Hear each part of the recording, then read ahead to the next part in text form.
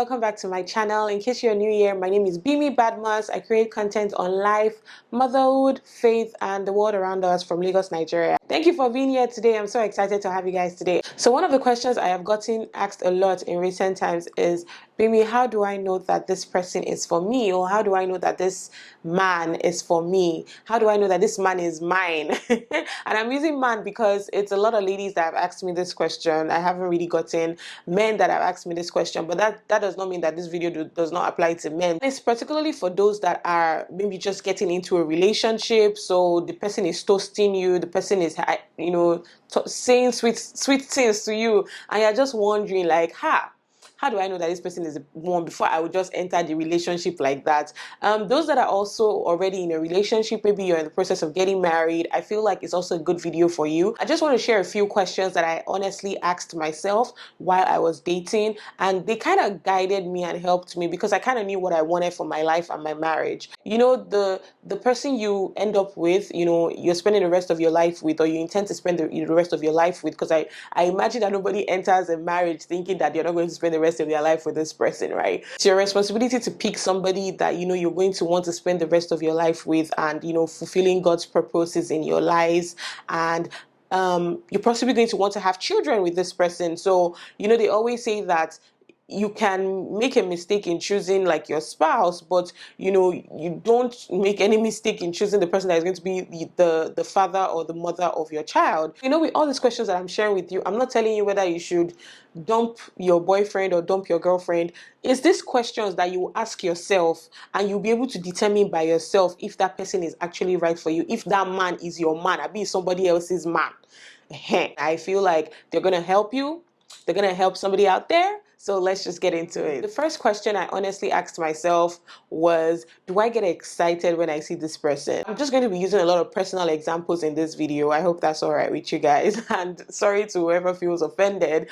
But this question I actually developed a while back while I was dating. And I realized that I was with this person that every time he came around, I was never excited. I was not happy. Not like I wasn't happy. It was just not, my mind was just not doing gish. Like I wasn't jumping in my heart whenever I see him. But then, to me on paper, he looks good. He has good prospects. We can build a life together, but there was no butterflies in my belly. Like, I don't know if those things still exist, but I wasn't, giddy. I wasn't always giddy whenever I saw him. And I always felt like, okay, maybe you don't always have to be giddy. You don't always have to be excited when you see the person. But I was wrong. Like, somebody that you plan to spend the rest of your life with, you should always get excited when you see the person, because they're going to be good times, they're going to be bad times. And if when you what you consider already a good time, you're not succumbing for fire, you're not jumping for joy, like, then what exactly are you really doing? Like, you need to be excited about the idea of the person. Like, when you see the person, or when somebody says, oh, your boyfriend is around, or he's outside, he's waiting for you, you start, okay, like you should be blushing. So I was dating this person that I was never really excited about, and I was just like, you know what, as long as he's good on paper, I'm good. But no, like, please don't do that. Be genuinely excited when you hear that the person is around, or he's coming, or you just see him coming, and you just feel excited in your spirit. So, the next thing, do you bring out the best in each other? Like, when you're around each other, what are the things that you guys do together? Do you go out? Do you play? Do you pray? Do you or like, what exactly or are you enabling yourselves to do nonsense? That's basically where I'm going with this point. Are you enabling yourself to do nonsense? Are you sitting down together and gossiping? I mean, couples gossip a lot. But even after you gossip, are you learning from the gossip, or it's just for gist? Or I don't know. What I basically mean is, I hope you guys are not enabling yourselves to do bad things. When you go out to a restaurant, for example, you order your food, there was a mistake on your order, and your boyfriend or girlfriend starts yelling at the waiter, and you two, you're like, yes, yes, yes. Why would you not bring our food? Why will you not shake Nikon? Why will you not this? You're enabling nonsense. The other day we were at the gas station, and I guess this guy was trying to buy fuel, and the fuel attendant was attending to somebody else, and he started yelling at the petrol attendant, and the girlfriend, or I didn't see a ring on her finger, so I'm assuming she's a girlfriend, came out and, well, clearly not a sister, I hope it's not a sister, came out and started, ranting and shouting, and they were yelling at the petrol attendant together. And in my head I was like, I feel like if your man is going this way, you should be able to, I'm not saying don't support him publicly, but there's a way you go about it. Don't enable nonsense, because a man is at the point of, threatening to slap somebody, and to me, you're supposed to be pulling him back and saying, don't worry, it's okay, it's okay, it's okay, and, but then you're like, yeah, slap him, slap him. Do you get, like, you're enabling nonsense? You're not bringing out the best in each other. He's not doing it to me, he's doing it to people outside. But then when you get into the marriage, what do you know that he's going to do to you? Because Yoruba people always say that Egba Tafi no Yale, the cane that we used to beat the first wife, we're still going to come and use it to beat the second wife. So how do you know that when you get into the marriage, it's not you that you'll be using, that you'll be sending those slaps on? You being truthful to each other when it comes to, like, your characters, your flaws, even when these characters and flaws are to other people, not necessarily to only you. So another thing that you need to talk to yourself about is, what is your communication like? Your communication has to be top notch, especially now that you're dating. You're not yet married, because when you're married, and that communication thing, people say it a lot, but you would think that people are just trying to sound like a broken record. They are not, because you have to communicate with your spouse. So you need to learn this communication from when you people are dating. So what is your communication skill like? Are you the one that is lacking? Is he the one that is lacking? It's something that I think you can fix, but you need to be honest about it. Is this something that you cannot fix? If the person is in a bad mood and you're asking them, oh babe, what's wrong with you? And they're just like, nothing, nothing, nothing, nothing, nothing, and they never tell you, is this something you can handle? Is it me? I'm not the kind of, I don't know how to go through, I don't know how to carry my face away from things like that. So I'll continue to pester you. And when I continue to pester you about it, to ask what's wrong with you, and you're not answering me, we're gonna have a problem. You need to make sure that your communication, what is it like? Is it good? Are you okay with where it's at? So another question I would need you to ask yourself is, are you okay with the kind of life that they live? So what is their life like for work? What is their life like for, when they hang out with their friends? What is their life like? So you need to ask yourself if you're okay with that kind of life. See, I used to date somebody that was a banker here in Nigeria, and if you know banking life in Nigeria, it is crazy. So you wake up 4:30, you're up, 5 o'clock, you've left the house, you've gone to work, you have a bunch of clients to see, be stakeholders or whatever, and then they didn't get to close till like 10:30, you guys. It was crazy, because I would get off work by like 6, 7, and this guy was not desperate, like, because we were dating, he always wanted us to go home together.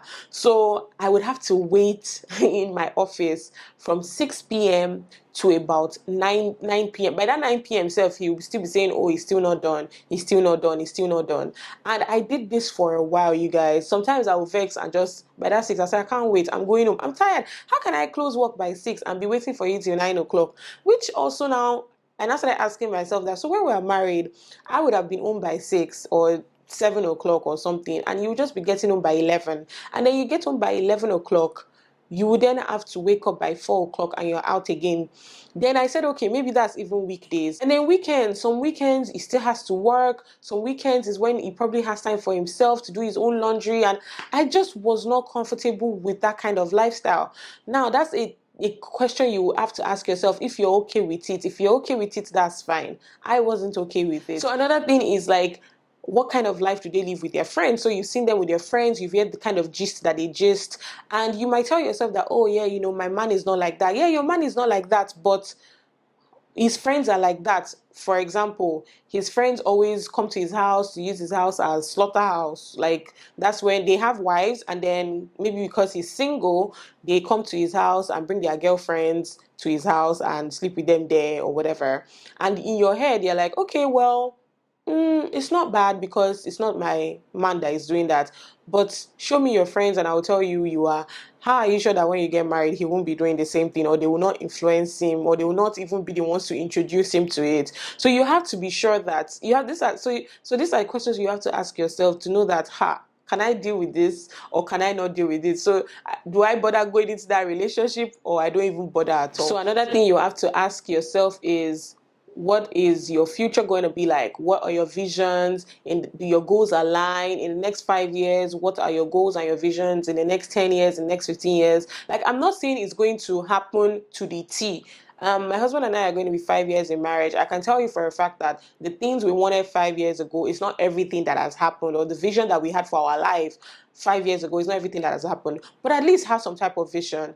And then you having that vision, do they align with each other? That's one question you need to ask yourself. So my husband and I were pretty much on the same page with what we wanted. So from the number of kids we wanted to, how do we have those kids? How do we cater to those kids? How do we provide for those kids? To even like our career, like what did we want for our career in terms of growth, in terms of our academics, things like that, in terms of, buying, investing and things like that. So you need to honestly ask yourself, like, do your visions align? Is the person you're dating somebody that, okay, yes, he wants to japa, because japa compatibility is a huge thing in Nigeria. Now, if you're not Nigerian and you don't know what japa compatibility is, it's basically relocation out of Nigeria, and it's the in thing that is going on right now. So you need to talk to your boyfriend or your girlfriend, like, in the next, what are your plans for relocation? That's a legit conversation about the future. Oh, I don't want to relocate now. I want to work for another 5 years. I want to work for another 10 years. And then you plan towards it, right? But then in a place where you as the lady, for example, you want to jackpot next year. You're already maybe doing the Canadian PR thing and it's about to click. And Oga is saying, well, I'm at the top of my career. I cannot jackpot and go anywhere. If the earliest time I can jackpot is maybe 10 years from now, that's not a vision that is coming together. So you need to sit down, whether you work it out and maybe come to a compromise, or you will just let it go. The decision is yours to make, but just have it at the back of your mind that you have to have that vision, and then you need to talk about it and make sure that it's in sync. It's in sync. I remember that one thing someone I dated had told me was that he didn't want to relocate, and that was fine. And this was me that then all my brain was how to go back to the US, right? And then I met my husband, and he was even already at the process of trying to relocate self, and then some things happened. But then what I'm just trying to say in essence is that my husband and I are pretty much on the same page when it comes to like our visions and things that we want for our lives. So another thing that I think is very important that you have to ask yourself is that, can your needs be met in this relationship? Yes, I know that people don't like to talk about that, but you need to talk about it. Can your needs be met in the relationship? So everybody has various needs. Everybody has different things they want out of their relationships, out of their marriages. And I always say that all these things are shaped by, where the background where people are coming from, or the things and experiences that people have been through. So there's no shame in somebody saying, you know what, I want to marry rich. Absolutely no shame in it. Like, who wants to be poor? Do you understand? So are your needs going to be met? Is the person financially capable of taking care of you to that point? And it's not only women. I have met men that have said, see, I want a woman that will say, take these tickets and just fly to Dubai and enjoy yourself. So it's not only a women thing. Some men are also like that too. So are your needs, do you think your needs will be met in this relationship? Is the person financially capable of taking care of you?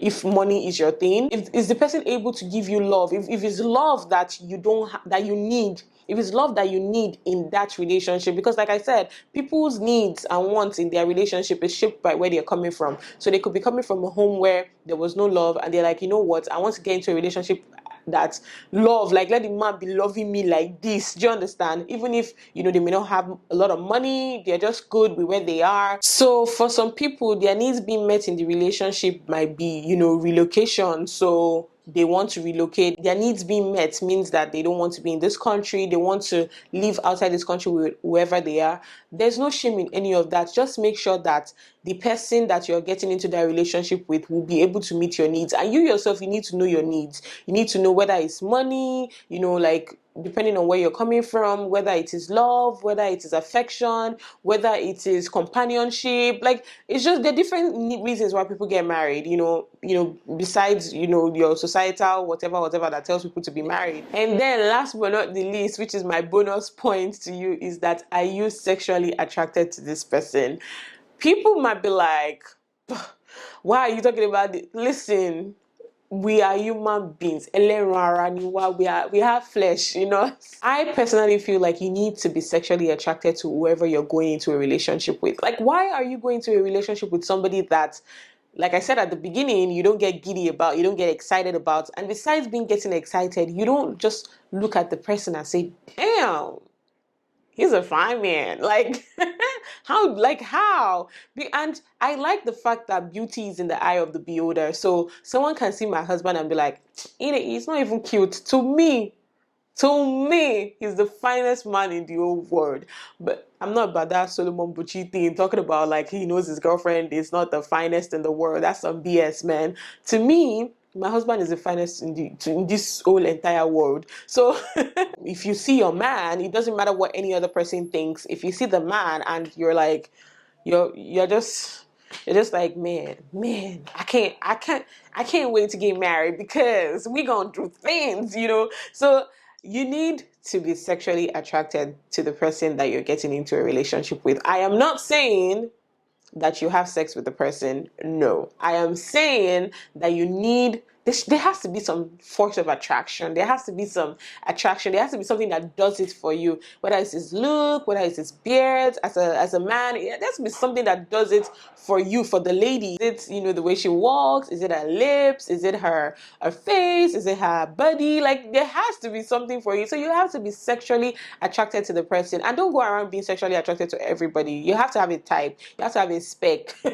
So when you see the person, it's even very funny for you to have a spec and you're not sexually attracted to the person. You can see your spec like this, and you just be like, why does this one look like this? It's very possible. So it's not even really about like, oh, you're whole Mr. Tall, Dark, and Handsome. It could even be something else that makes you sexually attracted to the person, but be sexually attracted to the person. Okay? All right. So these are all the questions that I asked myself. Like, I was always excited whenever I saw my husband. Our visions and goals aligned. Obviously, I was very sexually attracted to him.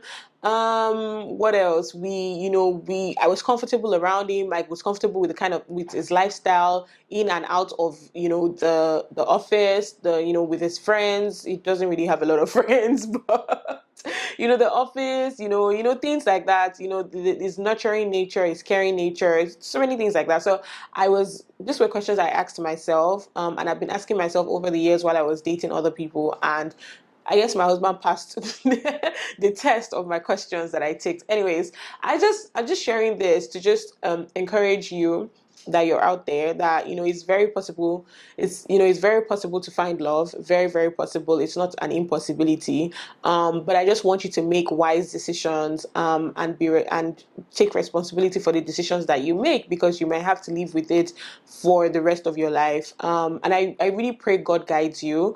In all of this that I have talked about, you know